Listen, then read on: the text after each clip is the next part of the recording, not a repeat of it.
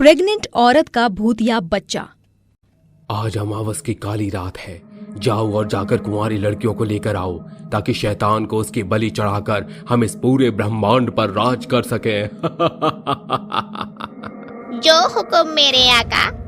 खूंखार गुफा के अंदर चारों तरफ कंकालों की खोपड़ी, हड्डियां और बोटियां बिखरी पड़ी थी और बरगद का एक पेड़ जिस पर अनेकों लड़कियों की लाशें टंगी हुई थी। तांत्रिक का हुक्म मानकर चुड़ैल गांव का रुख करती है और कहती है, गांव वालों, आ रही हूँ मैं तुम्हारी मौत बनकर।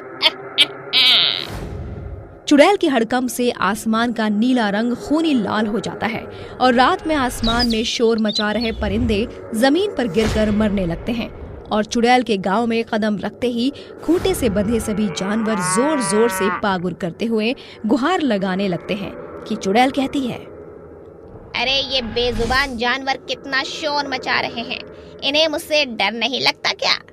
चुड़ैल सभी की खिड़कियों से अंदर झांकने लगती है और जैसे ही गौरी रश्मि बाहर आती हैं, चुड़ैल कहती है, क्या बात है, शिकार खुद चलकर सामने से मेरे पास आ रहा है। अच्छा है। चुड़ैल को देखकर उन दोनों की हवाइयां गुल हो जाती हैं और दोनों डरकर कहती हैं, अरे गौरी, ये तो चुड़ैल है, अब क्या करें? भाग रश्मि भाग, वरना ये चुड़ैल हमें खा जाएगी। जैसे ही वो भागने के लिए फुर्ती करती हैं, तभी चुड़ैल उन्हें आगे से घेर कर कहती है, मुझसे बचकर भागना नामुमकिन है। चुड़ैल उनकी गर्दन पकड़कर उन्हें तांत्रिक के आगे फेंक कर कहती है, ये रहा आपका शिकार। शाबाश मेरी भूतनी। ये कैसी शैतानी जगह है? कहाँ है हम आखिर? ये हम जैसे बुरी शक्तियों की दुनिया है जिसे भूत लोग कहते हैं। हाँ। तांत्रिक उन दोनों की गर्दन काटकर काली विद्या मंत्र उच्चारण करके बलि यज्ञ करते हुए कहता है, अलकाहिम मलखाहिम चंडिका मुंडिका भूत प्रेत आवाहन कुरूप स्वाहा।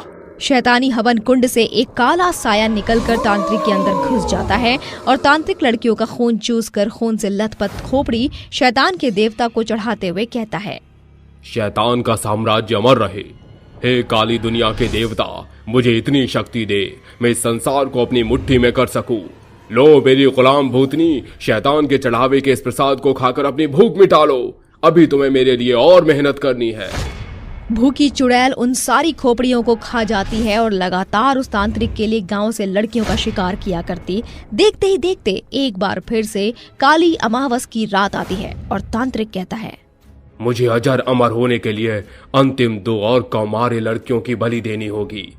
जाओ मेरी गुलाम भूतनी, मेरे लिए शिकार लेकर आओ। जो हुक्म मेरे आका। उस रात आसमान में चांद का नामो निशान नहीं था। तेज आंधी तूफान के साथ चुड़ैल जैसे ही गांव की धरती पर कदम रखती है, धरती भूकंप की तरह थरथराने लगती है कि कमला कहती है, अरे ओह करम जली, कहाँ मर रही है? देख बाहर तूफान उठा है। क्या हुआ दादी माँ? जब देखो आप हमारी माँ को बुरा भला कहती रहती है। लड़कियों की आवाज चुड़ैल के तेज कानों में पड़ने के साथ चुड़ैल कहती है, लगता है अब भी इस गांव में कुंवारी कन्याएं हैं। चुड़ैल उनके घर में घुस आती है और कहती है, तो मेरे कानों ने सही सुना था। तुम कुंवारी लड़कियां मेरी चील वाली नजरों से बचती आ रही थी। खैर कोई बात नहीं, आज तुम दोनों का राम नाम सत्य। बचाओ माँ, माँ, माँ, घर में चुड़ैल घुस आई है, जल्दी आओ। आवाज सुनकर उनकी माँ जीविका दौड़कर असोरे में आकर कहती है, ए भगवान, ये तो चुड़ैल, इसका मतलब कि यही गांव की लड़कियों की लुटेरल है। लाख चाहने पर भी चुड़ैल के कदम उनको मारने के लिए आगे नहीं बढ़ पाते और वो भावुक होकर कहती है, ये मेरे दिल में कैसी बेचैनी लग रही है।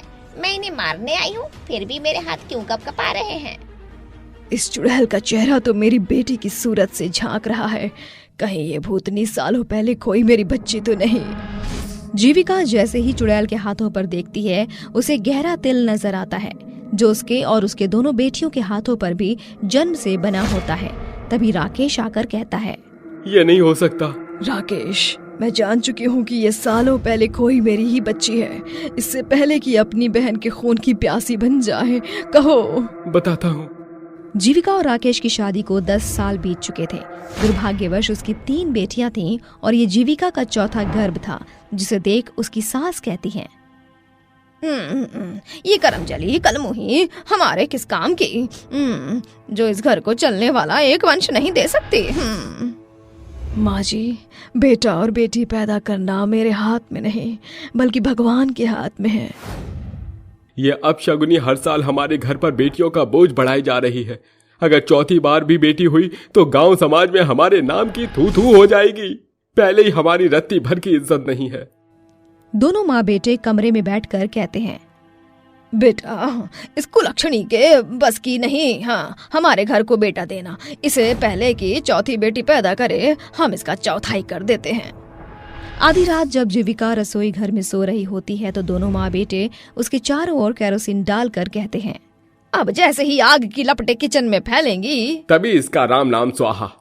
दोनों गर्भवती जीविका से पीछा छुड़ाने के लिए रसोई घर में आग लगाकर भाग निकलते हैं, पर खुशकिस्मती से जीविका बच निकलती है और वो कहते हैं, हर बार किस्मत बलवान नहीं होती, इसे मैं रास्ते से हटा कर रहूंगा। चिंता मत कर मेरे लाल, आज मैं सीढ़ियों पर तेल डालकर इसे और इसके दोनों बच्चों का काम तमाम कर दूंगी। क्रूर कमला तड़के सुबह उठकर पूरी सीढ़ियों पर तेल गिरा देती है, पर गलती से वो खुद ही उस पर गिर पड़ती है और कहती है, हाय रे मेरी कमर, अरे ओ डायन जल्दी आ। माँ जी, आप गिरी कैसे और ये सीढ़ियों पर तेल कैसे गिरा है? ये पक्का तेरी करामात है, तूने मुझसे किसी बात का बदला लेने के लिए जाल बिछाया था। कुछ समय बाद गांव में एक तपस्वी तांत्रिक आता है जो अपनी अंतर साधना से सब कुछ देख सकता था। आडंबर में फंसकर राकेश तांत्रिक के पास आकर कहता है, तांत्रिक बाबा, अपनी अंतरात्मा से देखकर बताइए, मेरी बीवी के गर्भ में इस बार लड़की है या लड़का?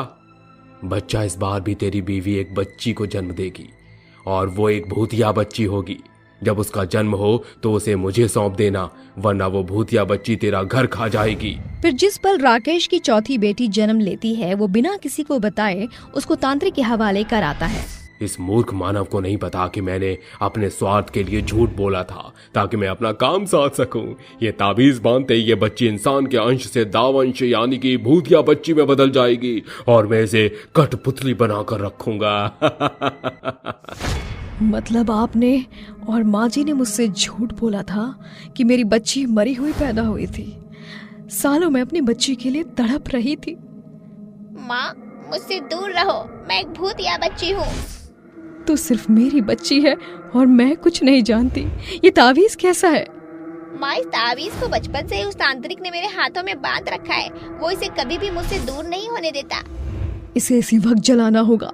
जीविका जैसे ही उस शैतानी ताबीज को जलाती है, चुड़ैल बनी उसकी बच्ची के अंदर से अनेकों काले साए का झुंड निकलकर फूट पड़ता है और दूसरी तरफ वो तांत्रिक और उसका शैतानी साम्राज्य जलकर राख हो जाता है और वो साधारण बच्ची में बदल जाती है और जीविका को सालों के लंबे इंतजार के बाद उसकी खोई बेटी मिल जाती है।